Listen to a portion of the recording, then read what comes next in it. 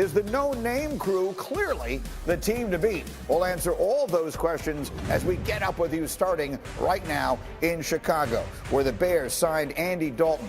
And you take a look at the reaction yesterday. The Bears and Dalton, according to Shefty, agreeing to a one-year, $10 million contract with the Bears. This after their pursuit of Russell Wilson did not wind up working out. And the reaction in Las Vegas, they yawned after the signing, paired with the decreasing chances of upgrading quarterback in the form of Wilson or Deshaun Watson. Caesars William Hill adjusting the team's title odds from 40-1 to 50-1.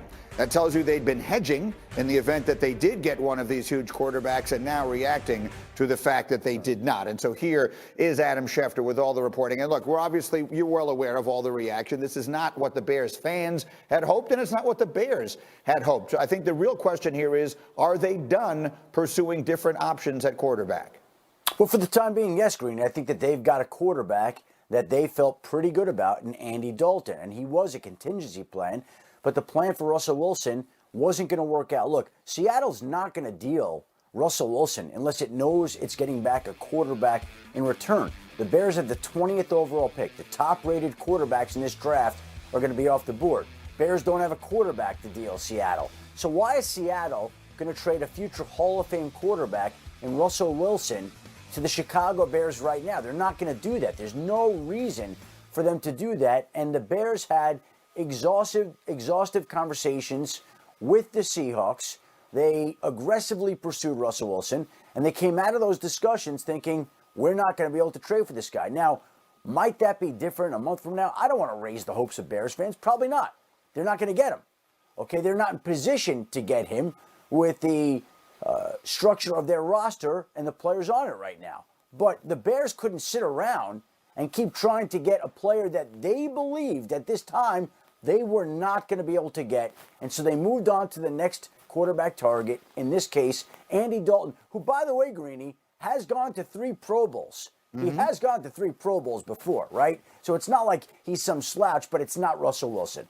Correct. And he led the Bengals to the playoffs on multiple different occasions. His credentials are well intact. But yes, to your point, he's not Russell Wilson. How about the Russell Wilson of it all? We say Chicago has to sit tight for the moment. How about as far as Russell in Seattle is concerned? His agent gave you 4 teams. The Saints and the Cowboys and the Raiders are still among them. What should we be thinking right now about Russell in Seattle?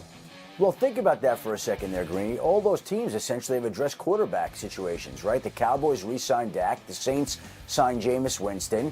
The Bears went with Andy Dalton. And the Raiders are determined to stick with Derek Carr.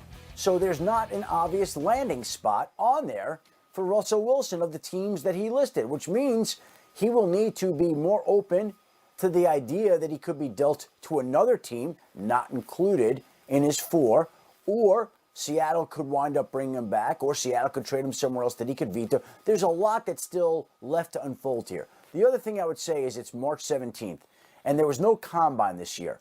And so GMs don't have as much information as they ordinarily would want on some of the top quarterback prospects. Seattle isn't comfortable yet to move ahead with a replacement for Russell Wilson when it's still doing its diligence, research, and studies into these quarterbacks. Are they going to be there a month from now? Maybe so. Maybe more so than today. But right now, they didn't feel comfortable sending Russell Wilson to Chicago. All right, Shefty, outstanding. As always, thank you. You'll keep working it. Let us know if anything else breaks in the next little while. In the meantime, as far as the reaction in Chicago, I think Michael Wilbon spoke for pretty much the entire city on PTI yesterday. This is a disaster. And it doesn't mean that Dalton is the worst guy in the league. It doesn't mean that. And this guy, Ryan Pace, should be fired if this is all he can do. And his coach, Matt Nagy, because he didn't want to coach Trubisky, he wanted to pine away for his days as an assistant in Kansas City where he had Mahomes as a redshirt. He should be fired because he doesn't want to coach Trubisky. These guys, I've been telling you this for 3 or 4 years. Yeah. They are a disaster. They have led to ruin the Chicago Bears. I can tell you right now, the entire city of Chicago fired everybody at the Bears yesterday. And look who's gotten up with us this morning. Marcus Spears joins the party, the big swagoo, along with Lewis and Dan. Let's come to you, Marcus. So the Bears, they went after Russell Wilson. They couldn't get it done. They wind up with Andy Dalton. How you feeling? I'm okay. Listen, I know the visceral reaction because of the response to what was exhausted to try to get Russell Wilson. But when you look at the Chicago Bears situation, Andy Dalton was probably as good as it gets. He's a better situation than Nick Foles. And look, I'm going to throw last season with the Cowboys out of the window for Andy Dalton. It ain't like we think Andy Dalton is a world beater or he going to come in and be some type of savior, but he can play good enough football with the Chicago Bears and some of the talent that they have. This is a run game, a wide receiver that's coming back that they really impressed with. But the bottom line is this, G. The Chicago Bears put themselves in this situation 4 or 5 years ago when they decided not to draft the two guys that's been talked about ad nauseum between Patrick Mahomes and Deshaun Watson, and this is coming. This is my concern, and I'm glad Lou on here because he had a chance to go see Trey Lance. With all of these QBs, this is where you are when you miss. This is the situation you end up in, and Chicago is paying for it. A lot of other teams have been through it as well. And now when you exhausted in a salary cap hamstrung year where you're trying to get a deal done for a big-time quarterback and other teams are looking at the landscape saying it's no one else out there that we want or enough compensation to give this guy away, this is where you end up. So Matt Nagy and Ryan Pace are in for another year of Chicago fans and all of those students at Northwestern, G, showing up telling them they need to get the hell out of Chicago. Yes, and that is the reality of it. And Lewis, you know that situation very well. You know the pressure that is on the general manager and the coach. And so that's why they were, at least part of the reason, they were swinging for the fences. So can they win? At the end of the day, if Andy Dalton is their quarterback, can they do the winning they need to do to save their jobs, Lewis? I don't know, Greeny. I'm skeptical. I'm not optimistic about it. Only because of this, man. Because look, they know. There's a reason why they wanted someone of that caliber, of Russell's caliber, of Deshaun's caliber. Because the roster right now offensively isn't quite where it needs to be to where you can just put in a young quarterback or put in a mid-level veteran quarterback, then it's going to operate at a high level of efficiency. It's just not. They need a unique player that can elevate others by way of them being able to make plays when things go sideways and it gets off script. That's Russ. That's Deshaun. That's why they've been trying to get him. And look, Marcus alluded to it. The quarterback situation here has been, let's just say, mismanaged at best. It's been, a catastrophe at worst ever since they started off with trying to, when they had Mike Glenn in there, and then, Nick comes in, they draft Mitch, or rather they draft Mitch Trubisky, it doesn't work out. Mike Glenn, Nick Foles. So there's just been a lot of misses here.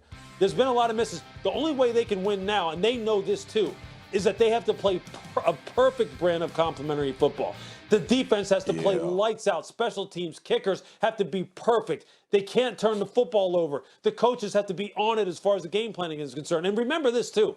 They're breaking in a rookie defensive coordinator in Sean Desai this year because Chuck Picano retired. They lost Vic Fangio 2 years ago. There's a lot up in the air for Matt Nagy and Ryan Pace this year, and this is not how they wanted it to turn out. That's why they were trying so hard to get someone that could bail them out when things weren't perfect, and now they don't have it. The other part of this, very quickly, Dan Graziano, is that not only was drafting Trubisky obviously a huge mistake, but then they did the opposite of what every other team in the NFL does. Rather than trying everything they could to make it work, they keep giving up on him rapidly. It has just become evident the coach had no desire to turn him into a quarterback because, generally speaking, he's not been spectacular. But when he's played, they've won. And he was benched last year for Nick Foles when they were 3-0. Obviously, incredibly unusual move for a coach to make, and it does tell you how that coach felt about that particular player. And he went with Nick Foles for a long period of time, even when it was obvious that it would have benefited the Bears to have a quarterback who could move around a little bit back there and mitigate the issues they were having with their offensive line, with their pass protection. Andy Dalton is not that quarterback. So they've got to figure out some stuff in front of him that they did not have in front of Nick Foles when he was their starter last year. They did check in on Trent Williams, along with the Chiefs and the 49ers, who end up keeping him. So they're aware that they need some help on that offensive line. But if they don't get it, it's hard to imagine. A couple people said to me yesterday why Andy Dalton is a better choice than Mitchell Trubisky would have been. I have to